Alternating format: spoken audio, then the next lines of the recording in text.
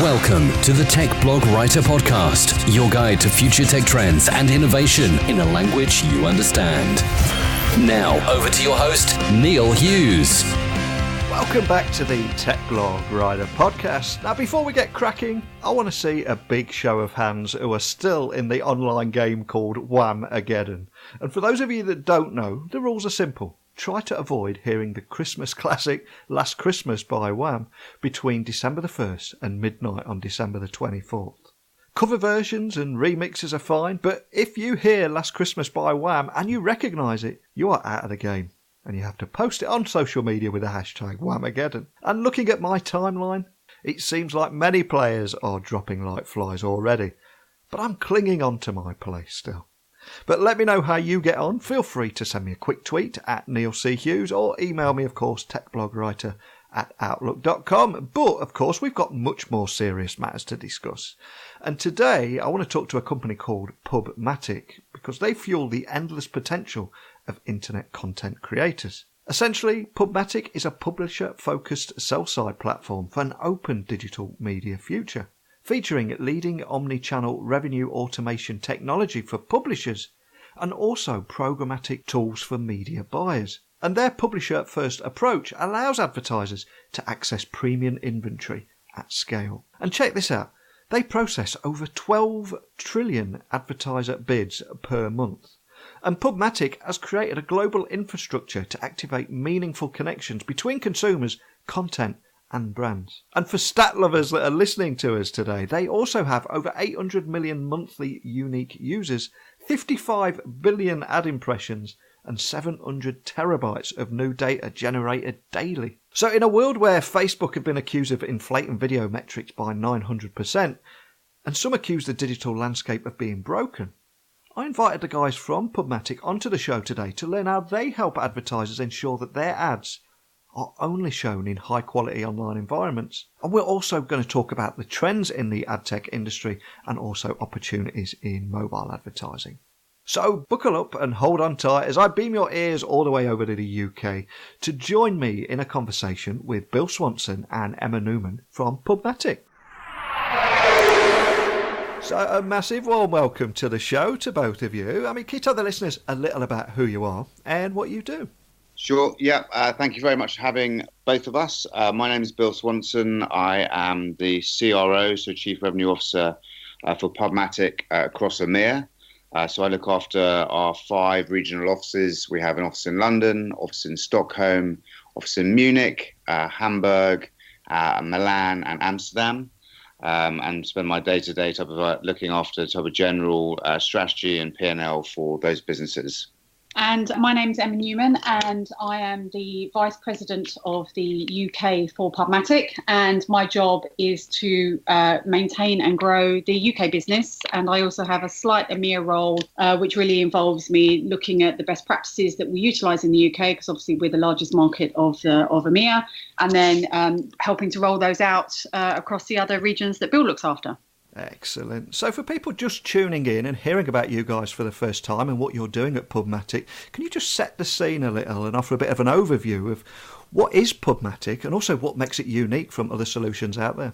PubMatic's been in the space, or alive, I guess, for 12 years. We are called an SSP, so supply-side platform. So supply side being focused on the publishers in the type of overall supply chain coming from client, advertiser, through technology and then to a publisher.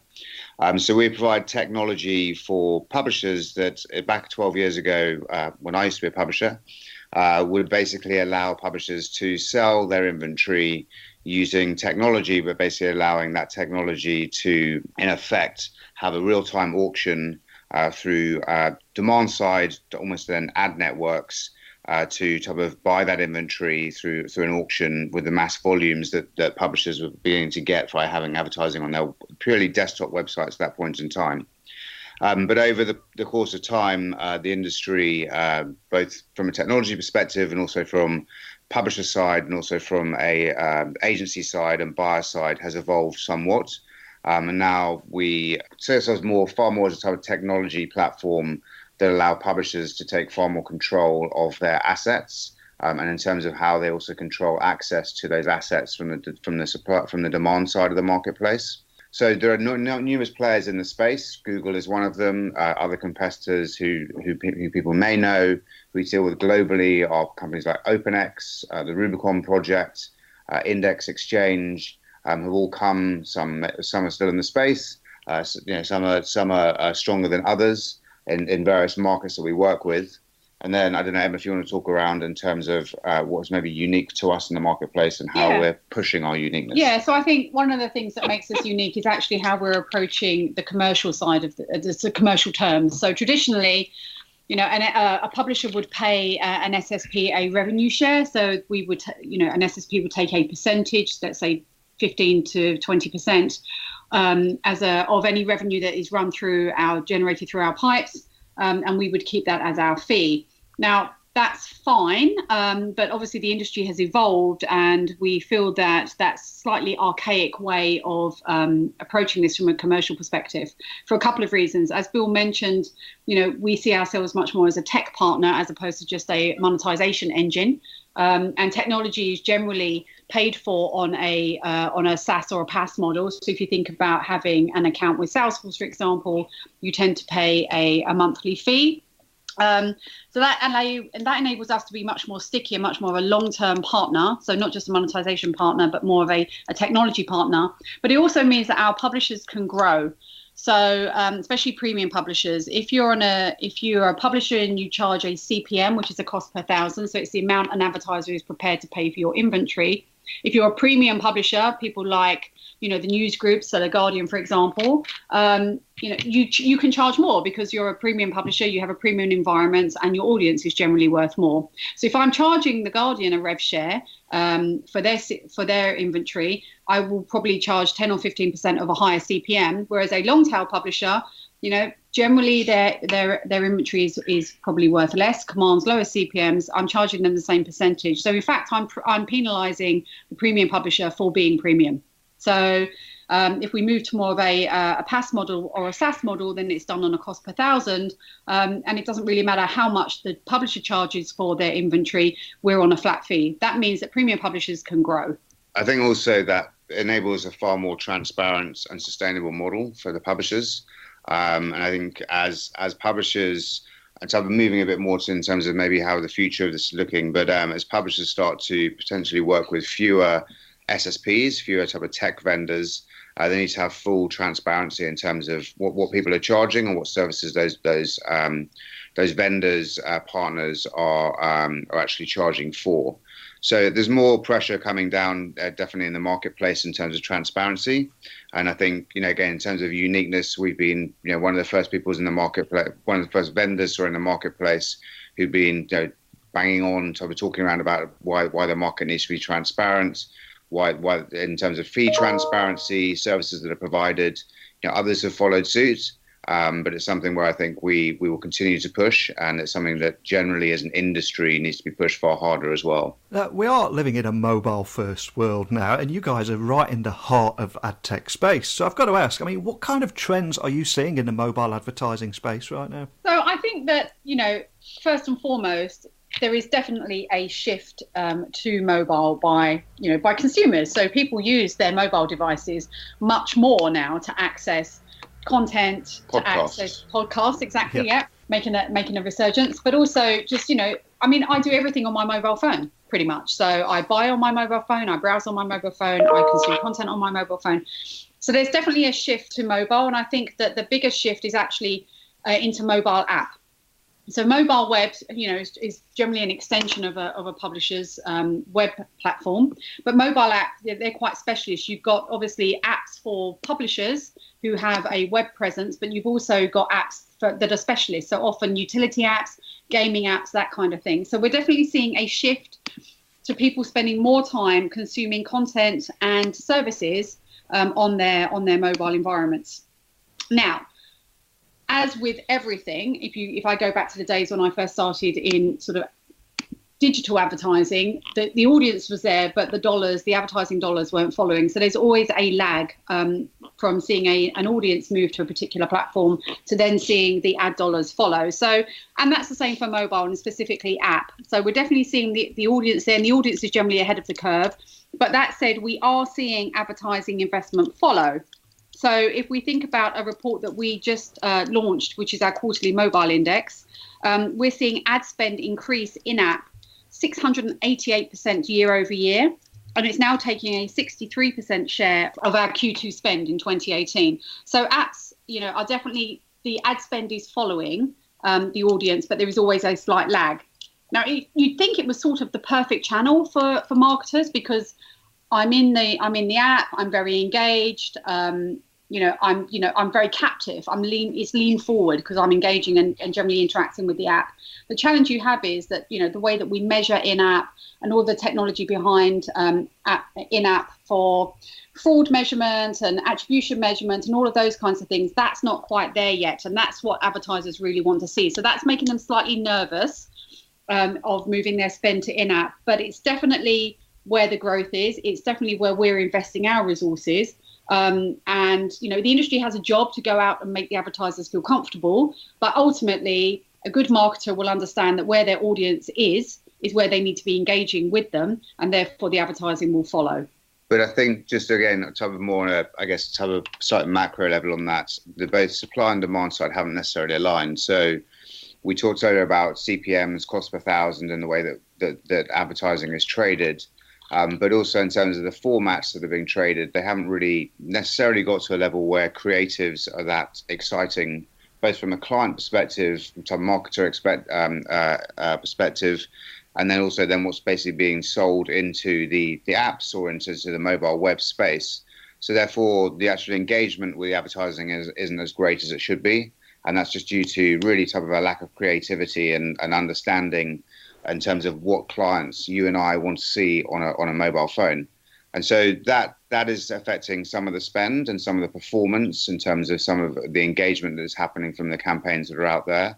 And that's just a matter of, I think, as Emma said, type of just the lag that is there between where the audience is and then also the money following, then also not only the money following, but also creativity to make sure it's an engaging experience. And so that is all happening.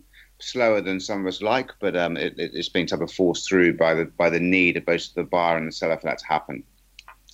You've really opened my eyes with that, because I think it was about 2 years ago everyone was saying that outside of Facebook, Twitter, Instagram, LinkedIn and Snapchat, outside those apps there was a lot of app fatigue. So it's almost like we've come full circle then. I think there's app fatigue in terms of just number of apps that are out there, but again there's a push for a type of quality environments, whether it be on desktop, whether it be mobile web or app, in terms of where advertisers, clients want to see their money being spent. Yeah. So with the however many millions of apps that are out there, there's now more and more of a focus on from a buyer's perspective of making sure that there's type of a smaller amount of quality inventory.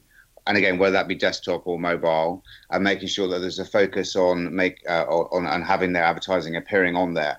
Whereas if you're on Facebook, whilst, obviously, there's some great data there, or again, slightly suspect data, but I won't get drawn too much into that one in terms of data points, but in terms of it's just being spread far and wide across Facebook, and not all clients want their money to be just predominantly spent on Facebook.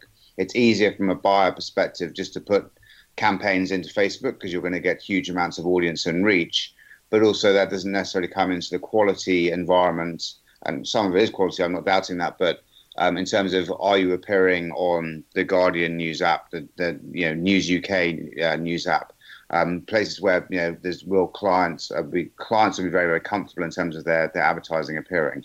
Yeah, and just on the fatigue piece from a consumer perspective, I think it's that isn't just about app. I think fatigue comes into play on all platforms. So the way to counteract that is really about relevance. So I will download an app that is relevant to me, and I will engage with that app because it's relevant to me, because it's either providing me with a utility or a piece of content or whatever it is. And that goes the same way for everything else that I consume. So if it's relevant, then I'll consume it. If it's not relevant, then I won't. So it's about advertisers and publishers ensuring that what whatever they deliver to a consumer on whatever format, you're delivering something that's relevant and adds value. I don't want to dwell too much on the alleged problems at Facebook at the moment and the amount of pressure that they're receiving, but they have allegedly been caught inflating their video metrics by up to 900%.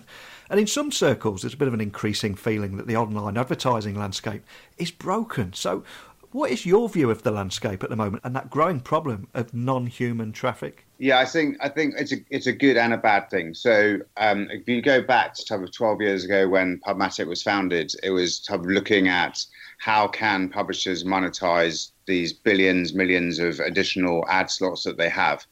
And that's great as long as they are all legitimate ad slots and they're sitting on legitimate domains or mobile sites as we now move forward. And so it's allowed fraud to basically be rife, basically both on the buy and the sell side.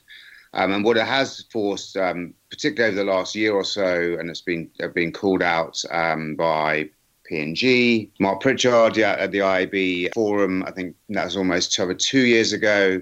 It was then called out a year or so ago again at the IAB by Keith Weed from Unilever. In terms of both two big players who have billions of pounds to spend year on year, saying they want brand safe environments. And so if you go back to type of old school advertising, let's say TV or even just print, you might not necessarily know your exact audience you're going to be buying, let's say on the Times, but you have a pretty good idea in terms of they're going to be ABC One, they've got a certain amount of salary, where they live.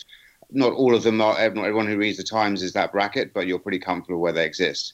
And it's type of similar in an online environment in terms of brand safety around the content that people are reading.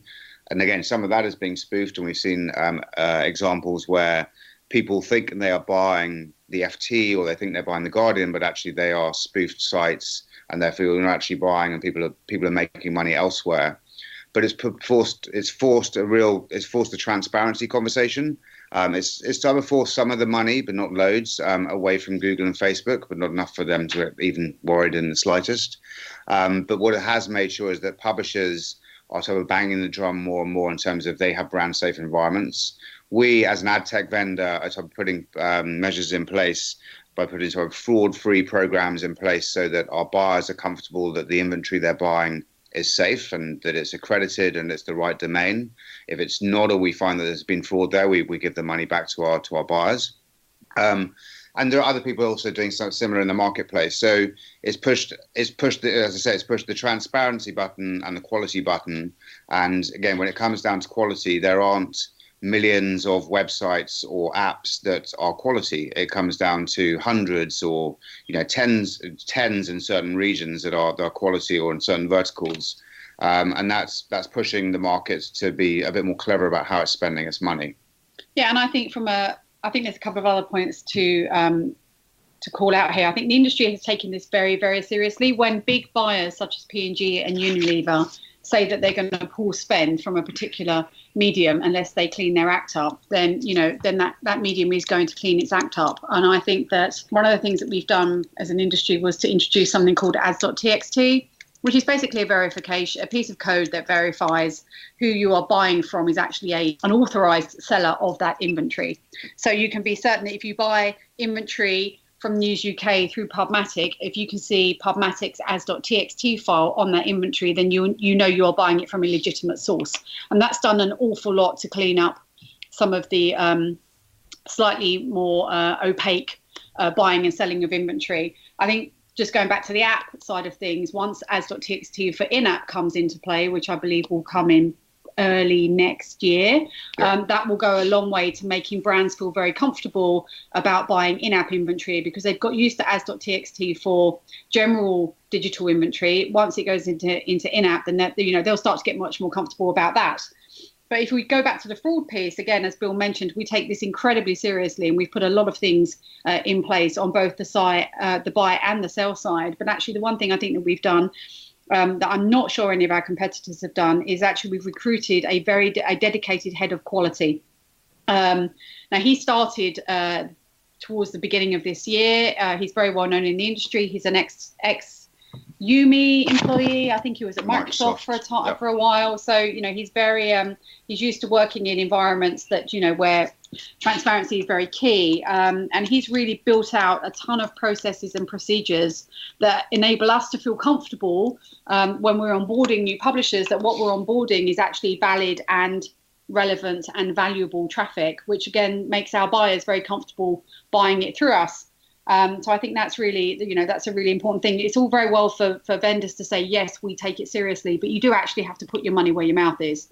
And I think we've done that with the hiring of Eric, but also all of the third-party vendors that we use to help monitor things, because it's a combination of human sort of vigilance, but you also need the technology as well. So it's a little bit like airport security. You go through the machine, but if it beeps, then a human's going to come and pat you down. So that's a bit of a weird analogy, actually. But anyway, you know what I mean. Yeah. So that's kind of what we do. We run it through a machine, and then if it beeps, we get Eric to pat them down. So for any business leaders that are listening here intently, I mean, how can they better protect their business and protect themselves against this kind of fraud? Is there anything that they should be doing? Well, from a publisher perspective, it's, again, I think there are a lot of publishers that we come across EMEA wide who are working with a bunch of tech vendors and basically make sure that, as Emma alluded to, that they are all type of ADS.txt accredited, just from a desktop perspective and from a publisher perspective, this is. And then double check, how many vendors do you actually need to work with? I mean, we are all plugged in to the same DSPs, so the demand side platforms, who basically provide all the advertising from the agencies into the auction that then goes to our publishers' sites. There only is a finite amount that you need to work with. Otherwise, you're basically going to get vendor basically fatigue.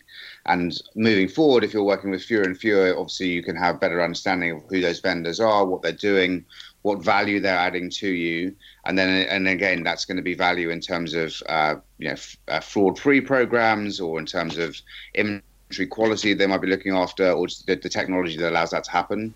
As Emma said, we work with a bunch of other ad tech companies to help us in this space, because whilst we're an expert in some areas, we can't be an expert in all areas. And making sure that we are providing a clean service to both the buyers and sellers is absolutely key for us.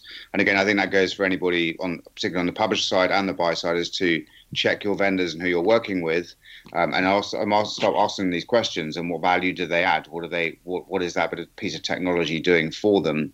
Because I think the ad tech space has become, or known as, a bit of a wild west. There's the Lunascape, which is often referred to, which has thousands and thousands of brands of people in the ad tech space. I don't know who at least 99% of them are, and what they do and what services they're providing. And again, if you're working with any of these people, ask them the question. And we get asked every now, not very, very regularly, what do we provide? What is our USP? What levels of service do we add over and above other people? What does our technology do? And these are questions that you should be asking your vendors. Yeah, and I think it's, if you look at the both sides of the coin, if you like, you've got the buyers, and I would say if you're a buyer, so if you're a brand or an agency and you want to buy inventory, ask the publishers what vendors they work with first and foremost. So that helps reduce the risk of fraud. Make sure that you're only buying premium content and audiences. And make sure you look for the value of a publisher's audience. So make sure it's an organic, loyal audience, something that's built up over time. If you're buying off a website where you see, sudden peaks in audiences, there's a fairly good chance that those audiences have been bought and they're not organic and they're not loyal and they're not premium.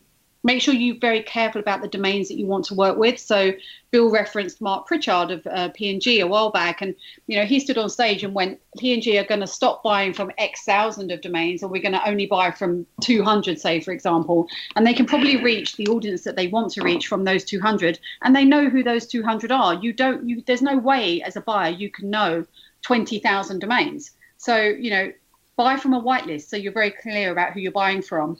And as Bill alluded as well, don't pay for fraud. So if work with a vendor such as PubMatic, who is prepared to give you your money back if you buy fraudulent traffic that runs through our platform, because we're confident that we've got the tools and the processes in place to try and reduce that down to a very, very small percentage.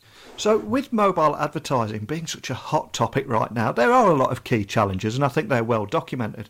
But I'm curious, what kind of opportunities do you see in this space? I think in terms of mobile app, yeah, you're right. There's a huge opportunity. I think there's still a lot of work that needs to be done in terms of making, as I say, a type of brand safe environment to work in. There's been an article, I think, recently in BuzzFeed around lots of suspect buying in Android, and basically, how Android apps are potentially not such a safe environment to buy in as iOS, the Apple operating software. So that's, again, a squeeze on the market in terms of where money should be being spent. But just in terms of the volumes that are out there, in terms of the volumes of apps, the volumes of eyeballs that are moving to apps and mobile web, it does provide an opportunity. As Zing said earlier, it's more the alignment between the buy side and the sell side to make sure that it is a brand safe environment. Is also thinking, as I said earlier, about creativity, and that actually you're not just putting an ad on an app or a mobile website just for the sake of it. So publishers need to push back more in terms of making it a type of a good user experience, both from their own content perspective, but also from an ad perspective.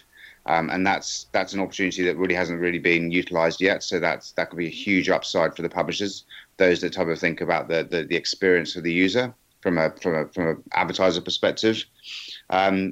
And again, just in terms of it being a type of premium environment, it is. You've got eyeballs totally locked in for sometimes huge periods of time in apps. So make sure that you're type of monetizing and using those eyeballs in the best possible way.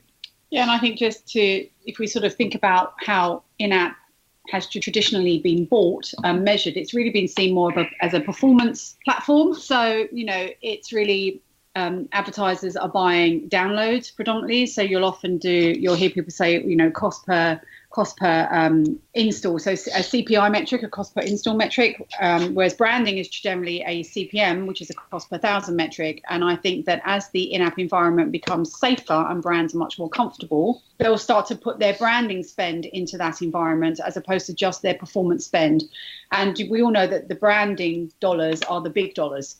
So once branding investment starts to move into in-app, then we'll really start to see it take off. And I think the other thing that in-apps is very good for is video. So you see a lot of video advertising in-app. And again, it's predominantly been performance video. But I think that more and more branding video will be bought in-app. And I think, again, that's really where the growth is. Video is actually, along with mobile, video is really the growth area in the environment that we work in at the moment. And your goal at PubMatic is essentially to increase efficiency, drive monetization and innovative technology to fuel your partners' successes. But do you have any examples or use cases that have helped you achieve that? Just to help anyone listening at home visualize exactly how that works. I guess the way that the model has evolved in terms of pricing, I think, as Emma said at the beginning of this podcast, we charge on a CPM basis. Yeah. To be more efficient from a publisher perspective, to help them drive more monetization and to use our technology more innovatively, is for us to become more of a partner. And as I said, a lot of publishers, again, just on the publisher side, work with multiple SSPs. And what we've done with a bunch of publishers across Europe is basically move them more to a SaaS, so software as a service model, where they're basically paying for our technologies to be a key part of their technology stack. So instead of just seeing us as a monetization partner or monetization vendor, to see us more predominantly as a technology partner, and then that the type of upside from that is more efficient use of their overall technology, but also type of getting more value out of our technology by basically by monetizing in a more efficient way. And so we're beginning to see that, and it's something we're pushing relatively hard in certain markets. Certain markets have more appetite for than others. Other publishers, in terms of where I think there's going to be opportunity is where they might be working with some of the type of more walled gardens for some of their technology, and there's concern about working more closely with those walled gardens in terms of what they may or may not be doing with their data, or that the buy side may not want to be working so closely with for the likes of Google and others.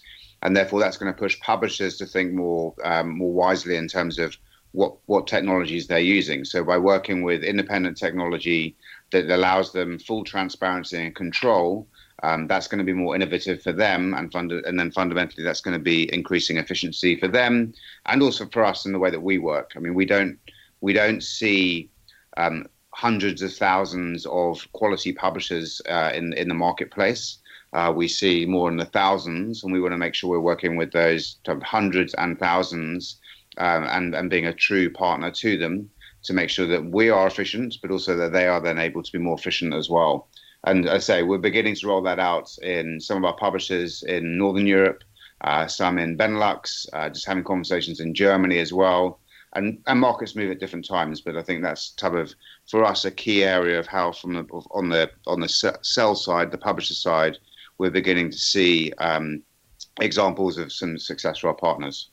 Yeah, and I think from a buying perspective, again, actually for everybody, transparency is key, and having very clear commercial models and very clear fee structures is absolutely vital. And you can drive efficiency and effectiveness by looking at the way your commercial structure is set up. But I think one thing that we've done, and we did at the beginning of this year, was we removed all buy-side fees. So there's always been some murkiness around, is there a supply side fee? Is there a buy side fee? Is it one? Is it the other? Is it both? So we decided we would be very public about this and say, as of the beginning of this year, there will be no buy side fees for brands, agencies and DSPs transacting across our platform. And then again, that gives them greater transparency, gives them greater confidence. It also means that, buying through us is in effect more efficient for a brand, because more of their media dollar actually ends up buying media on a publisher. Now, there's only a few weeks left of 2018. So as we turn towards next year, I mean, what does 2019 have in store for PubMatic? Is there anything else that you can share with us today about what you've got in store for next year? Well, I think I've alluded to a number of things through the course of this conversation in terms of focus on video and in-app. I think there's going to be, as we, again, not that we necessarily follow the money. I think we'd like to think we're ahead of the money, but more money, type of just digital advertising is going to move into video, and more focused on in-app as well. So we're already building out and rolling out technologies that enable publishers and buyers to work more efficiently in that space. So we're hiring more people in that space as well. So there's a lot of growth in those two areas. I think just in terms of the buy side of the market is evolving very, very quickly. So clients are putting far more pressure on their agencies, not only to be more transparent and more fluid in terms of the way that money moves through their pipes to get to our pipes to the publisher. And so we're having far more engagement and far more conversations with the agency groups in terms of how we can, in effect, make it easier for them to open up inventory from the publisher side for the publishers that we work with, that allow their clients full visibility of where their advertising is appearing. And those conversations have already been going on, and we've already got a number of arrangements in place that make that very transparent for all parties. And I think that will continue as just the whole transparency conversation. I think will rev up more and more as we go into 2019. Yeah, and I think one of the other things that I think we forget sometimes, because we've lived and breathed this now for some considerable amount of time, is that there's still a large education job to be done in the industry, both from on the buy side and on the sell side. So advertisers and agencies as well as publishers themselves, especially as programmatic becomes more ubiquitous across multiple platforms. So we alluded to earlier that, in-app, one of the reasons it probably hasn't grown as quickly as we would like it to is that there's still a lot of education to be done. There's still a lot of misunderstanding around the platform. So education needs to be ongoing, because we're in an industry that changes almost feels like on a daily basis. And if we are struggling to keep up sometimes, then you can bet your bottom dollar that people who don't do this for a living, are also struggling. So a lot of our effort goes into educating publishers traditionally, but actually we're spending more and more time now talking to buyers, both the agencies and the advertisers themselves, because advertisers are getting much more involved in the technology that's used to power their media buying. So previously they just hand everything over to an agency and go, well, you plan and buy, and then tell me what the results are, and I'll trust that you're getting me the highest return. With all of the conversations around transparency, we're finding that actually advertisers themselves are making more decisions around which tech partners their agencies are actually engaging with. They want to be certain that the agencies are doing their job properly in deciding who they work with, how much they pay them, if they pay them at all, what the model is, et cetera, et cetera. So we find that we're doing a lot more educating further up the funnel. Yeah, I think just generally programmatic will just become more and more just digital trading. More and more money is just moving into digital. And so therefore, the digital trading space is going to have to get cleaned up. Pipes are going to have to be more efficient. I think the clients and the publishers to enable themselves to understand better the digital landscape should actually speak to each other far more. They tend to have conduits of the agency. The publishers use us as a conduit then to the agency and to the client. Fundamentally, if the client wants to buy the publisher using a technology or a bunch of technologies, they should do, but they should also understand what those technologies do. And for both sides to operate in a more efficient manner, they need to actually speak to each other far more. And in my whole life of media, which is relatively long now, I still find it amazing that clients don't speak directly to publishers about how they can execute and basically make it a more efficient landscape for both of them. And so, again, we try and enable that, facilitate those conversations, and the more that happens, the happier both sides will be. Fantastic. Now, I am conscious we've covered a lot of ground today and a lot of areas. So if there is anyone listening that would like to keep up to speed with the developments at PubMatic, or even contact a member of your team if they've got any questions or just want to carry this conversation on, what's the best way of doing that? They should probably go to our website. So if they go onto PubMatic.com and then go to the Contact Us section, obviously, we're a global company, so they'll be able to find their nearest office, the one that's most relevant to them, and the contact details will be there. Well, thanks so much for coming on the show today. There's so many valuable insights around the ad tech space, trends around in-app and video advertising, but possibly even more important than that is the increasing education and bringing that trust and transparency into the advertising industry too. So a big thank you for coming on and sharing that with me today. Thank you very much. Since 2006, PubMatic's focus on data and technology innovation has fueled the growth of the programmatic industry. And it's easy to see why they're proud pioneers in this space with 13 offices and 6 data centres worldwide. But for me, after weeks of doing nothing but reading about problems with the advertising industry and ad tech, it was great to hear about how technology can actually help advertisers ensure that their ads are only shown in these high-quality online environments. And of course, also discussing the tech trends and opportunities in this space too. Because yes, the industry does have its challenges, but these challenges also create opportunities. So a big thank you to both Bill and Emma for joining me today. But it's time for me to hand over this virtual microphone over to you listening. And I know you're listening in 165 different countries.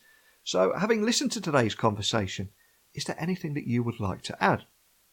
Please email me techblogwriter@outlook.com, tweet me at Neil C. Hughes, or pop by my website techblogwriter.co.uk.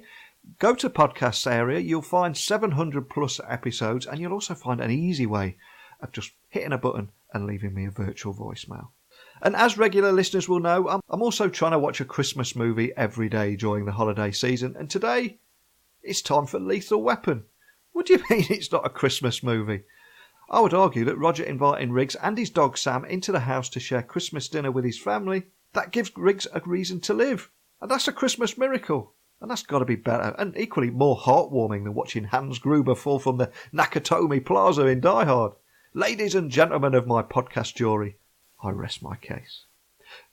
Sorry for going off at a tangent there. A big thank you to today's guests and each and every one of you for joining me. I'll see you the same time tomorrow for more stories of how technology is transforming multiple industries. But until next time, don't be a stranger. Thanks for listening to the Tech Blog Writer Podcast. Until next time, remember, technology is best when it brings people together.